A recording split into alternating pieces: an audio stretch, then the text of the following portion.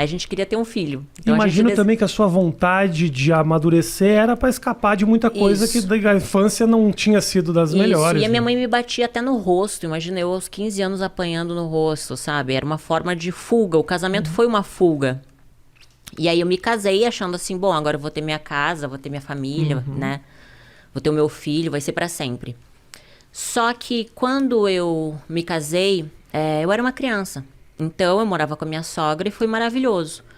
Aos 21 anos, quando a gente foi morar sozinho, eu e ele, a gente comprou um apartamento, eu me vi uma criança cuidando de outra criança, mimada, porque minha sogra me mimava. Eu não sabia cuidar da casa. Então, eu brigava por causa de um copo de água na pia, uma toalha em cima da cama, sabe? Então, nosso casamento virou um inferno, porque eu não sabia ser uma boa esposa, eu não sabia. Difícil, você era uma criança. Eu era uma criança. E aí, aos 21 anos, só que ali, Rafa, a ambição cresceu dentro de mim. Porque eu comecei a ver as pessoas... Sabe quando você começa a ver o mundo? Pô, a pessoa tem carro. Eu quero ter um carro, sabe? Eu quero me vestir bem. Você começa a ver que existem pessoas que crescem financeiramente. Então, eu era coordenadora de RH de uma empresa de marketing promocional em Porto Alegre. Eu comecei como demonstradora no supermercado. E como eu sempre fui muito comunicativa e feliz, assim, sabe? A empresa que eu trabalhava me contratou como recepcionista, depois auxiliar do RH e depois coordenação do RH, mesmo sem faculdade. E aí eu dava o meu melhor, sabe? A primeira a entrar, a última a sair, sempre fiz direitinho o meu trabalho e sempre cresci assim. Aí com 21 anos, meu casamento acabou e aí eu me vi cheia de conta para pagar. Na época, eu contratava meninas para fazer evento nas feiras. Perfeito. E aí, quando eu falei com uma amiga minha, que eu tava com uma crise financeira, ela disse, olha, eu tenho uma amiga que fechou numa casa noturna e ganhou R$500. Eu disse, pá, R$500? O que ela fez? Ela tirou a roupa? Então eu vou tirar a roupa. Claro. Só que não foi bem o que aconteceu, né? Eu entrei... Eu não queria te interromper, essa história, ela tá muito bem contada, essa história, mas eu tenho um momento que a gente estava conversando, antes da gente trabalho na noite, que foi esse momento, teve um momento aqui que a gente estava conversando que você se emocionou, que foi quando você falou do começo dessa relação lá atrás. Por que especificamente esse ponto é um ponto muito sensível para você? Desculpa te interromper. Na verdade, assim, quando mexe muito na infância, é muito difícil, né, Rafa? Porque... eu acho que tantos problemas no nosso futuro são evitados quando você tem uma base, entende? Só que não adianta ficar buscando culpados, porque eu digo assim, ó, ninguém nasce mal, as pessoas se tornam más, né? Um bebezinho não nasce um bandido, ele se torna um. Pelo meio que ele vive, pelas escolhas, né, que ele faz. Com 21 anos, eu escolhi me prostituir. Aos 15, não eram as minhas escolhas, entende? Eu vivi o que o meio tinha para me oferecer. Então, falar disso não é escolher, porque eu escolho as coisas ruins, eu vou colher as coisas ruins. Mas você já nascer no meio de coisas ruins é muito difícil. Claro. Então, falar disso é bem difícil, sabe? Quando eu fui fazer o livro Morri para Viver, foi muito difícil. Porque foi mexer em coisas que é difícil de falar. Pô, imagina você vai falar... que tua primeira relação sexual foi com o teu meu irmão. Eu já declarei que o primeiro orgasmo que eu tive foi com o cachorro da vizinha aos 11 anos, porque a vizinha trouxe o cachorrinho pra fazer sexo oral em mim. E são coisas que eu falo... 11 anos. São coisas que eu falo, Rafa, por quê? Porque me trouxe culpa há muito tempo.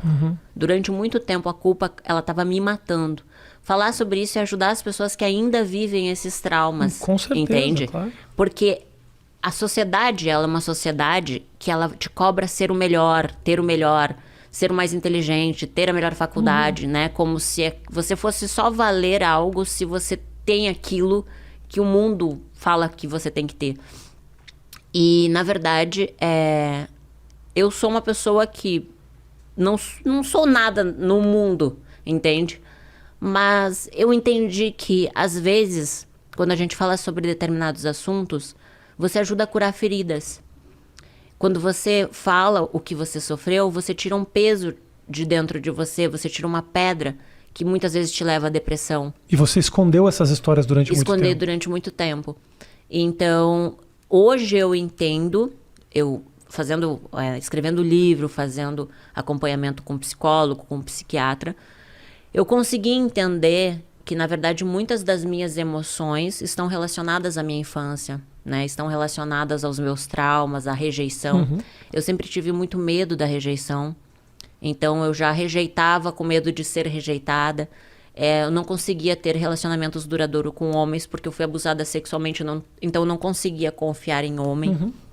Então, eu vi que muitas coisas que aconteciam na minha vida era uma bagagem que eu levava, uma mochila nas minhas costas.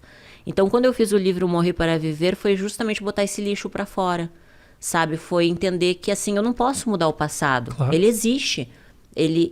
Só que eu posso fazer novas escolhas, entende? Eu não sou aquilo.